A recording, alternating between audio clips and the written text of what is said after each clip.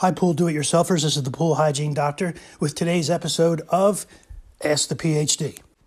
In today's recording, Mitchell from St. Augustine writes, "What tools do I need to open my pool?" Well, Mitchell, you may be surprised to find out you don't need a whole lot of tools when opening your pool. I've actually gotten away many times without using a single tool. But if this is your first time, you may want to have these tools on hand. First off, taking your pool cover off may be the hardest part in the entire process. Make sure to view my videos on how to safely take your pool cover off for easy tips. Most pools today have a safety cover, which has springs and grommets around the outside of the pool that need to be disconnected. A cover tool makes life easier when taking the springs off the grommets.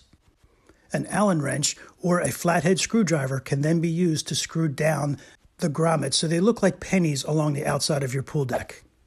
Over by the motor and filter, the relief plugs can be hand tightened. Maybe have a pair of pliers along to convince it a little more if you need it tightened. Otherwise, that's it. If you have a question about your pool, make sure you drop it in the comments section below. If this video was helpful, make sure you drown the like button and subscribe. Thank you for listening to the Pool Hygiene Doctor, and I'll see you at the pool.